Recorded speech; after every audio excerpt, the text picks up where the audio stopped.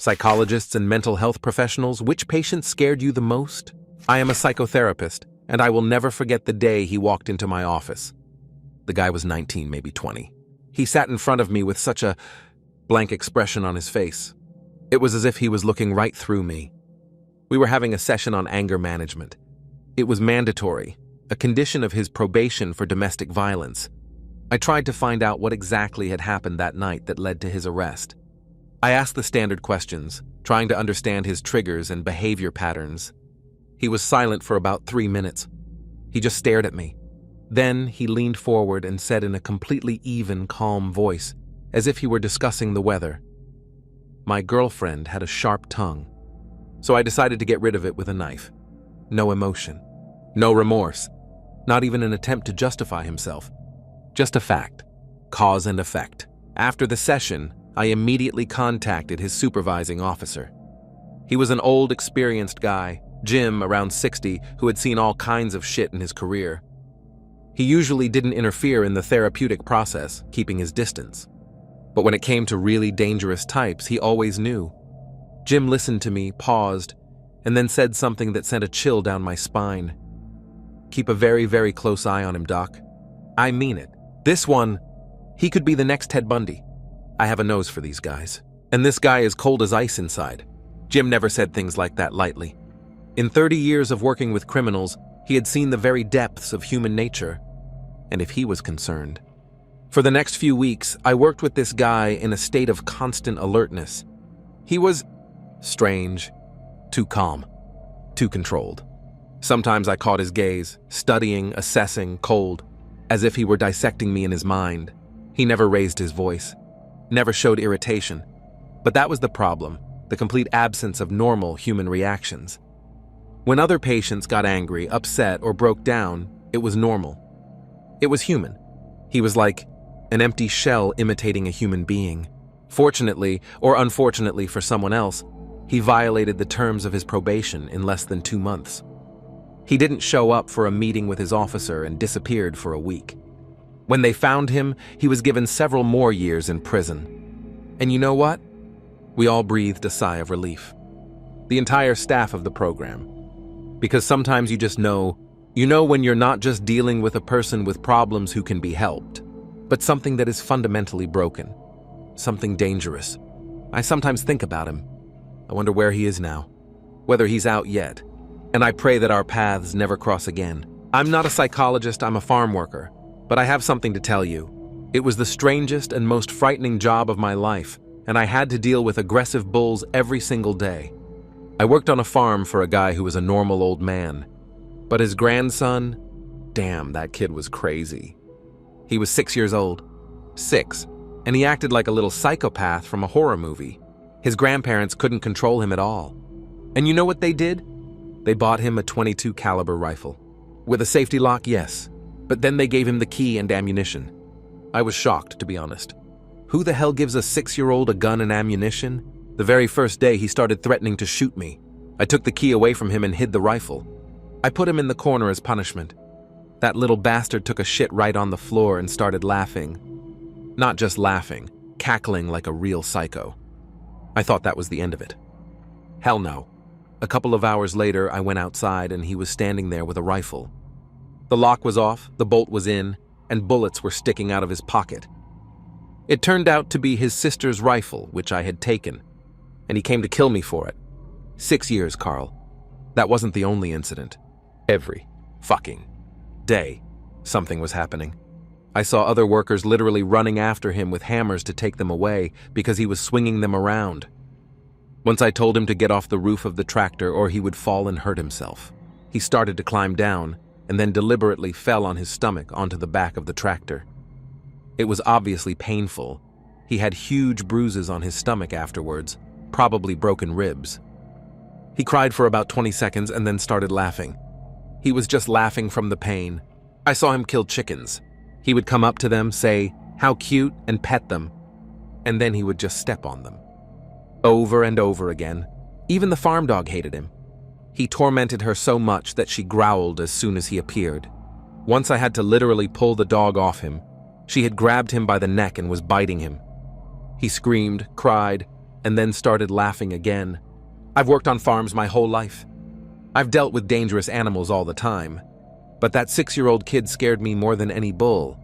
I'm so glad I don't work there anymore. Seriously, I sometimes think about that kid and hope I never see him again. Because if he was like that at 6, I can't imagine what he's like now. I am a therapist who previously worked at a facility for children and adolescents with serious behavioral problems. I mostly coped well and was able to de-escalate most situations. I was usually more concerned about the safety of the children themselves during meltdowns than my own. But there was one client. Let's call him Jake. Jake was a pretty tough guy and prone to intense tantrums. Most of the time we got along fine, to be honest. We even had some good moments, playing board games, talking about life, the usual therapeutic stuff. But on that day, things went wrong. Jake was acting dangerous. He had a specific plan to harm another kid at the facility. I heard him discussing it with someone. Not just threats, but a real plan. I had to put him on restriction under constant staff supervision. Standard procedure for cases like this. I explained the situation to him calmly, as usual. I thought he would take it normally. It had happened before. For about 3 seconds, he just stared at me. Then something changed in his eyes. He lunged at me and grabbed my throat with his hands. I didn't even have time to react. I only remember the pressure on my neck as I tried to breathe, and his face inches from mine. He was squeezing hard. Really hard.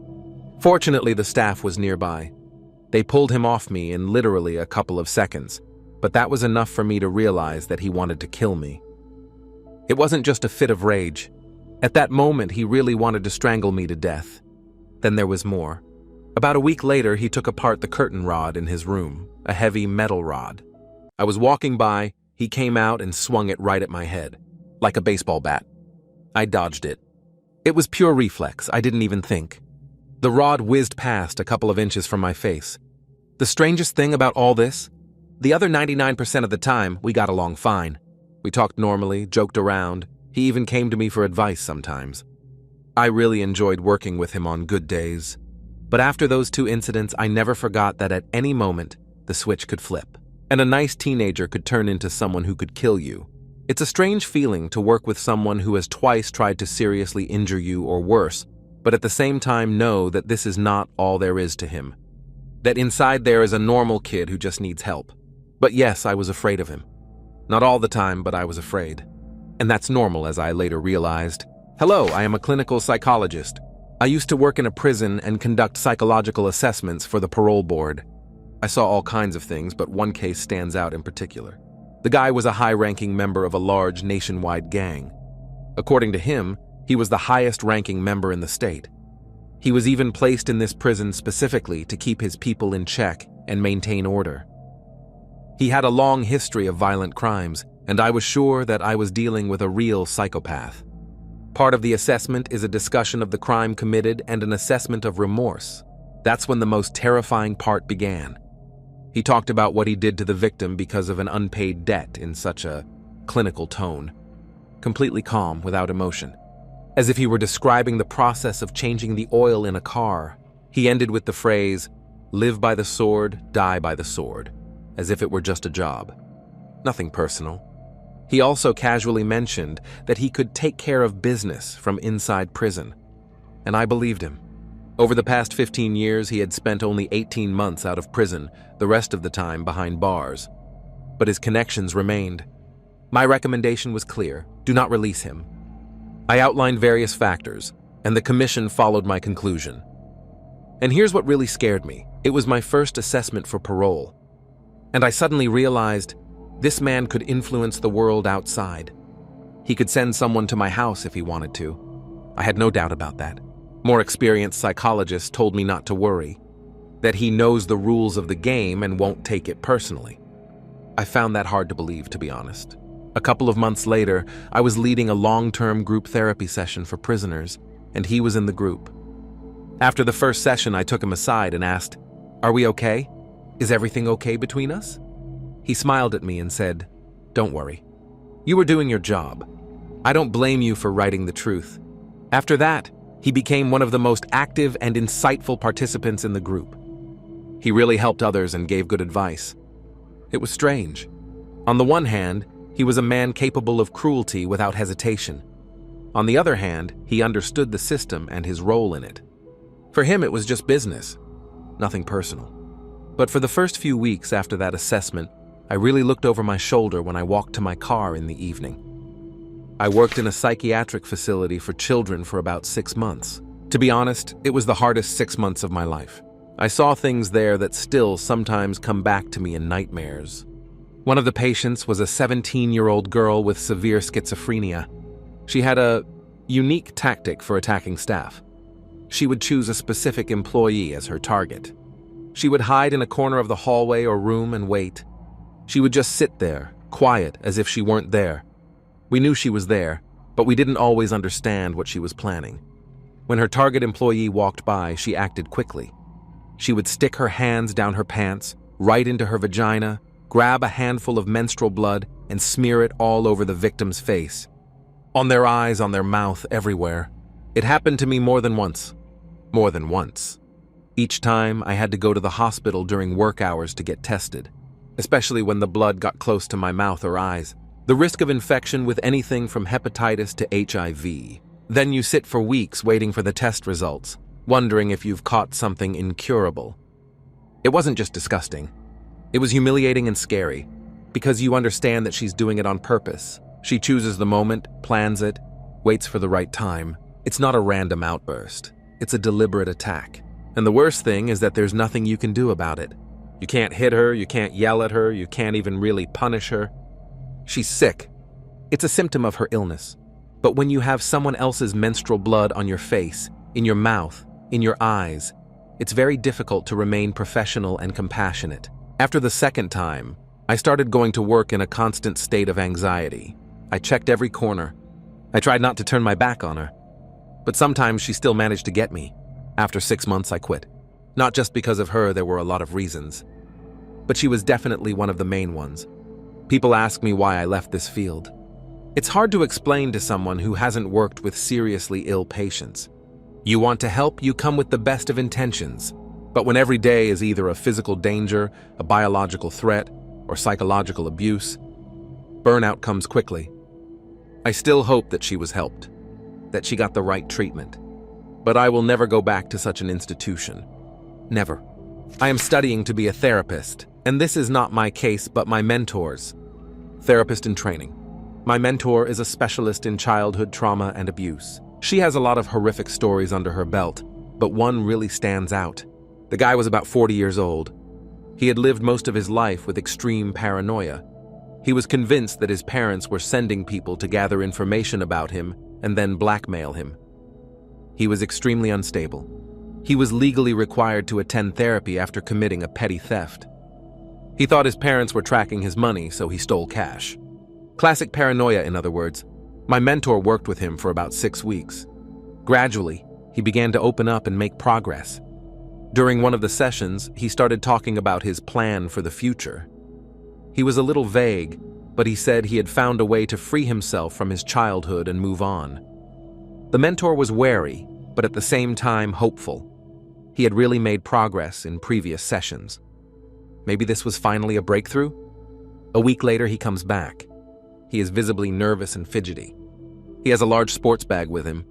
The mentor, trying to lighten the mood, says, "Good to see you." "Oh, what a cool bag." And he breaks down. He just breaks down on the spot. I have a good friend whose wife is a psychologist. She works in a notorious maximum security prison and sees the most fucked up people you can imagine. Let me put it this way. The TV series Hannibal inspired her to take up this line of work. She's as close to Clarice from The Silence of the Lambs as a real person can be. Tough as nails, she loves to psychoanalyze scary psychos. It's her calling. Usually, before being assigned to a case, she is given detailed instructions. She is given court materials, testimonies, and records to read.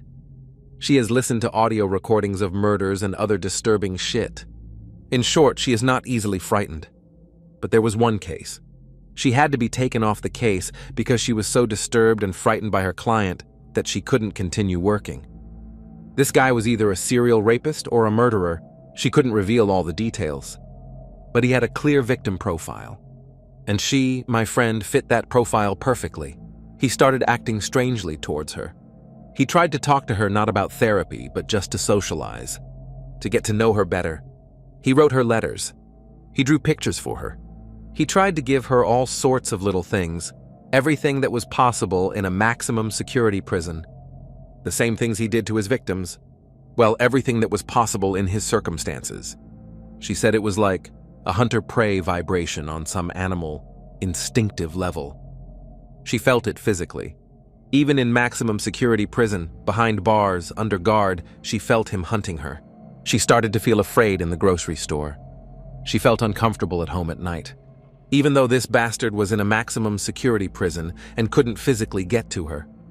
But the fear was real. Irrational, but real. In the end, she was taken off his case and offered counseling. Yes, the psychologist needed a psychologist after working with this guy. When she told me about it, and it's been 10 years since then, she was very honest and businesslike. Like, it's a professional risk, it happens. She usually talks about her patients as if they were lab rats, detached, clinical. But with this guy, it was clear that he really got under her skin. He scared her on a deep level. She said that at some point she realized that if they had met on the street in everyday life, she would be dead. He would have chosen her. She knew it, she just knew it. And that knowledge wouldn't let her go, even when there were steel bars and armed guards between them. That's what's truly scary, when a professional who works with monsters every day meets the one who makes her feel like a victim. I'm a medical student. This happened when I was a medical student. I was asked to examine a patient in the psychiatric emergency room. It's standard practice for students to go in, ask questions, and take a medical history. I entered the room in my short white coat, tablet in hand. The standard look of a medical student. I approached the guy and asked the most basic question. What brought you here today? What happened? He looked me straight in the eye. Foam was dripping from his mouth. Not just saliva. Foam, white, sticky, dripping from the corners of his lips. There was a strange smell in the air, a mixture of sweat, something sour, and something else I couldn't identify. He didn't look away. His eyes were red and bloodshot. He was sweaty and shaking. His dirty alcoholic t-shirt was covered in dark red and brown stains. And he said, "The devil told me to kill you." And then myself. I froze. At that moment, the sheer insanity of the situation dawned on me. The door was behind him. Between me and the exit was him. I don't know how much he weighed, but I definitely couldn't overpower him if it came to that. I had no idea if he had a weapon, a knife, anything. I couldn't just turn around and run. He was between me and the door. I couldn't call for help loudly. I was in a quiet corner of the ambulance. I would have had to shout for someone to hear me. And if I started screaming, he might snap. Attack before help arrived.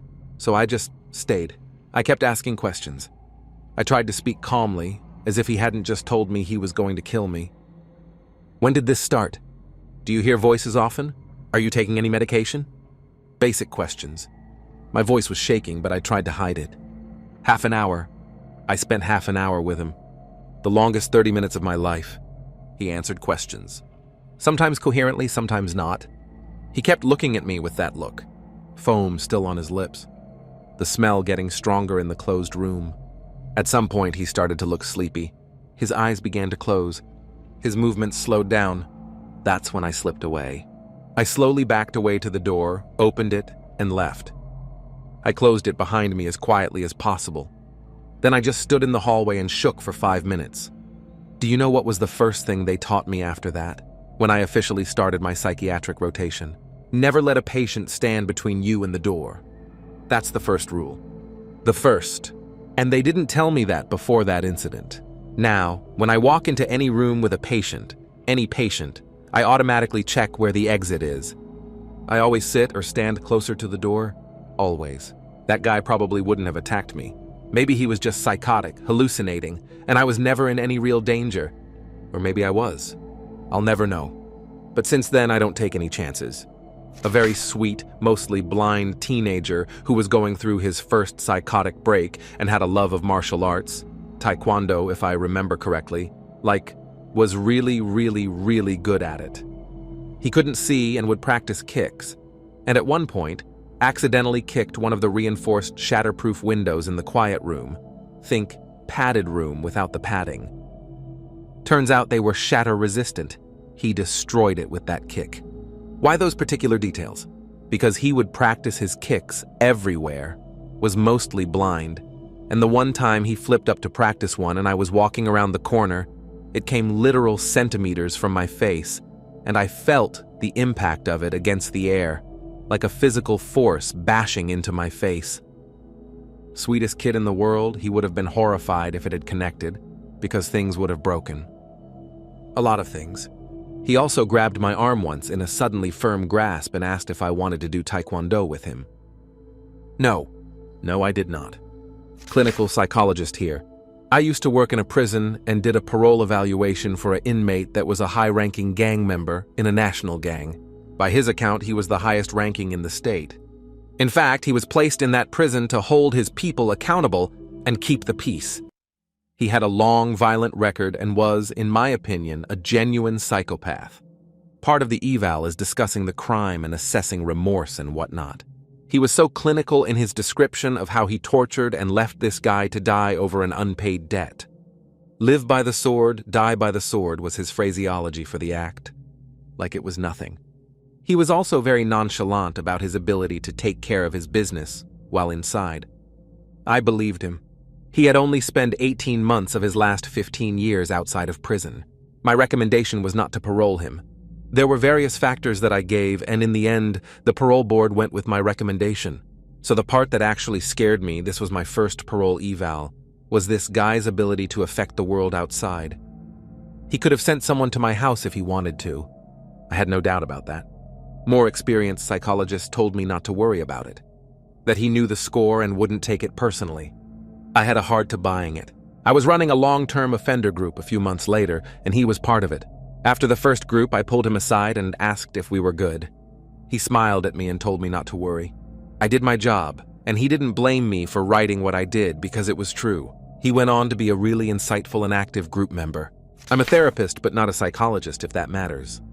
I used to work in a facility for kids and adolescents with pretty intense behavioral issues. Even when a client was aggressive, I was usually able to de-escalate them, and I generally didn't feel unsafe. In fact, most of the time I was concerned about their safety during outbursts. With one exception. I had a client that was pretty strong and prone to intense tantruming. This client was acting in a way that was unsafe, had a plan to seriously hurt another resident, I think, so I had to put them on restriction, within staff eyesight at all times. Their response was to run up to me and attempt to choke me. Luckily, the staff got there in time and prevented this kid from seriously hurting me. On another occasion, this same client also took apart their curtain rod in their bedroom and swung it at my head. I dodged in time. Oddly enough, this client and I had a pretty good relationship the other 99% of the time, and I generally enjoyed working with them. Once when I was a medical student, I was asked to see a patient in the psychiatric unit of the emergency room. I walked in with my short white coat and clipboard and asked the guy what brought him in today and what was wrong. He looked me dead in the eyes with foamy saliva dribbling from the corner of his mouth and a strange smell in the air and said, "The devil told me to kill you and kill myself." He was sweaty and his eyes were bloodshot and his wife beater had dark red-brown stains on it. The door was behind him and I wasn't sure I could make it there before something bad happened. No idea if he had a weapon on him. Was afraid of calling loudly for help. I was in a quiet corner of the ER, and I felt like I would have had to yell to get attention, and I didn't want to startle him. I stayed there for a half hour and asked him more questions. Slipped out when he started to look sleepy. Not a psych, but my dad is a retired forensic one. He's got far too many stories, but his first ever murder case decades ago as a noob was a rough one. It involved a guy who kept asking this girl out. She made it clear numerous times that she wasn't interested, but the guy wasn't having it and just kept harassing her. Finally, one day he followed her home where he stabbed her parents and the family dog to death. I don't really want to hear about any of his other cases. When I was studying psychology my final year, I had the opportunity to meet with convicted felons. Essentially, I sat down and spoke to a man, in his 30s-ish, who was a sexual offender. He told me he used to marry women and then rape their young daughters. Each was in the range of 6 to 7 years old. I listened to him explain it. It was literally my instructions not to judge them. I had to sign a waiver to not get emotional. So I asked him about the home life of those he abused. He'd say that some of the women he married had other children, and in one case, there was an older sister who was 13, but he would never ever touch her. He'd drop her off at school, where he told me he was never into any of the children he saw, and take her to practice in friend's house, and while she was gone, he'd go back and rape her 6-year-old sister. He told me that it really isn't always about being attracted to prepubescent girls. It's about the dominance and power that come with having sex with them. He's being rehabilitated now, though. Weird part was that I wasn't sure if he was acting remorseful. BC, if he was, he is amazing at it. He was just very open to my questions and expressed regret, and I almost believed him. However, when I met a man who was convicted of child porn, his "I feel terribles" were transparent and so full of shit it was disgusting. My professors warned me about manipulation, so that was easy to catch on to, but with the previous guy, he was either an impeccable liar and manipulator, or he genuinely wanted to get better. Crazy. I worked in a children's psychiatric institution for about 6 months. Those were the hardest 6 months of my life. One case still haunts me to this day. We had a 16-year-old teenager diagnosed with severe schizophrenia. He was small in stature, 5'3", weighing about 40 kilograms, maybe a little more. He looked fragile, almost childlike. During acute episodes, he had to be restrained in a straitjacket. And this is what still haunts me at night. This skinny teenager in a straitjacket could knock down our technician Mike. Mike was a big guy, 6 feet tall, over 200 pounds of pure muscle, a former military man. But it wasn't about physical strength. When the boy had an episode, he changed. His voice became different. Not a squeaky teenage voice, low, guttural, sometimes split, as if something inhuman was speaking. He said things that a 16-year-old boy from the suburbs couldn't possibly know, in languages no one had taught him. He described events from the lives of the staff that he had no right to know about. I remember how Mike sat in the break room after one such incident, pale, his hands shaking. He had been to Afghanistan and seen all kinds of things there.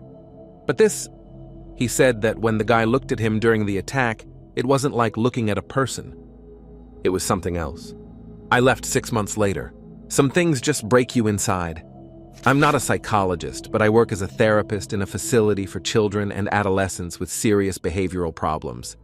I was usually able to handle aggressive outbursts, de-escalation, calm voice, everything by the book. To be honest, I rarely felt any real danger. I was more concerned for the children themselves during their breakdowns. But there was one teenager. Let's call him Jason. He was a physically strong guy, prone to sudden and violent outbursts of anger. One day, he came up with a plan to seriously injure another resident. I couldn't let that happen, so I had to put him under constant supervision by the staff. Not a step without supervision. His reaction was instantaneous. He ran up to me and grabbed my throat with his hands. I remember that feeling.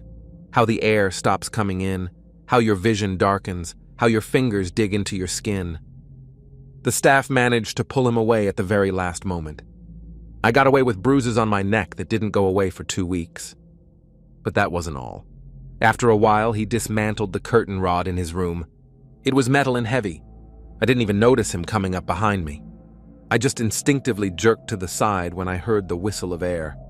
The curtain rod passed a couple of inches from my head and crashed into the wall with a bang. The strangest thing is that those were the only 2 times he was dangerous. The rest of the time, we worked together normally. He could be charming, funny, and we communicated sincerely. Strangely enough, I even enjoyed working with him. It's just that he had some kind of switch, and when it clicked, the person was gone. All that remained was violence. My wife and I worked for several years as foster parents in a facility for girls with mental disorders. They ranged in age from 5 to 18. Each had her own story: abuse, trauma, diagnoses. We had girls who had a history of animal abuse. There were arsonists. A 6-year-old girl who raped other children by holding a knife to their throats. When she lived with us, she was a sweet, funny, bright girl. It was hard to believe what she had done. But you know who really scared me? Not the ones who were openly dangerous. The manipulators. They all manipulated to some degree. It was part of their survival. But there was one girl. She had a gift. or a curse, depending on how you look at it. She accused men of rape and sexual assault. She did it with such incredible detail, with such consistency in her stories, that absolutely everyone believed her. Social workers, police, judges, juries. She destroyed lives. Multiple lives. Families fell apart. Men went to prison. Biological fathers, stepfathers, teachers, neighbors. It didn't matter. She chose a target and methodically destroyed it. And only years later sometimes did the truth come out. But by then it was all over. I am a man. We had a strict rule, never to be alone with girls. Never. But with this particular girl, I couldn't even be in the same room without my wife and surveillance cameras. Constantly. Every second of our interaction. Because I saw what she was capable of. I saw the consequences. And I knew that if she decided I was her next target, none of my words, none of my innocence would matter. Her story would be so convincing, so detailed and emotional that I would be finished. That is real fear, not a physical threat. But the knowledge that your life can be destroyed by the words of a child and you are completely powerless to stop it. I'm not a psychologist, but my brother is. What happened to one of his patients really broke him. He told me about it because he needed someone to talk to. I'll never reveal his name. My brother opened a private practice and worked from home in the same city where I went to college. And this guy, he was in my class. He majored in economics. I saw him all the time on campus. He was a typical student. T-shirts, jeans, headphones in his ears, always quiet. The only strange thing was that he carried both a backpack and a laptop case at the same time. He came to my brother a couple of months after starting his freshman year. Depression, difficulty adjusting, unable to connect with people.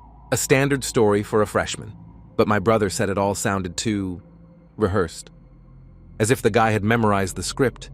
After a few sessions, everything changed. He started saying that he was seeing things, that he couldn't stay alone in a dark room. His roommate moved out and things got worse. He saw movements in the dark, small, barely noticeable on the periphery of his vision, constantly. He said he was afraid all the time, especially at night. My brother became seriously concerned. Paranoia is a bad sign. He began to suspect schizophrenia. By the end of November, the movements had intensified. And then the calls began. Around 2 a.m, almost on schedule. My brother kept his work phone with him because he was afraid that the guy's condition would deteriorate sharply. And he answered. My brother said it was awful. The voice was strained, a barely audible whisper. The guy cried into the phone, trying to speak quietly. Every night. This went on for several days. At their next face-to-face meeting, my brother told him the truth. You need to take a leave of absence from school. You need to be hospitalized. Serious treatment. I can't help you. I have to work with other patients. He referred him to a medical center and a more experienced colleague. The guy cried in his office for an hour. He just cried and apologized. He kept repeating the same thing. I'm so fucking scared. I'm so fucking scared. After the winter break, I didn't see him anymore. My brother met with him a few more times, and after talking to his parents, the guy agreed to inpatient treatment. 4 months passed. April. My brother began to notice lights outside the window at strange times.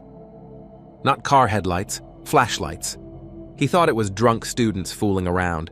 One night, someone started banging on the door, loudly, forcefully. He ignored it. That same night, the phone rang. My brother had changed his policy on nighttime calls after that incident, so he didn't answer. It was that guy. The answering machine recorded him shouting into the phone, "They're back, they're back, they're back," faster and faster, until he broke down in tears. And at the end, through his sobs, "I'm outside. Please let me in. Please." At the end of the recording, you can hear him pounding on his brother's door. His brother didn't know it was him. He didn't hear the screams. He only found out the next morning when he listened to the message. After that, the guy never contacted him again. 3 months later, he killed himself. His brother still blames himself for not answering the call, for not opening the door. But he didn't know. He just didn't know it was him again, standing there in the dark, alone with his demons.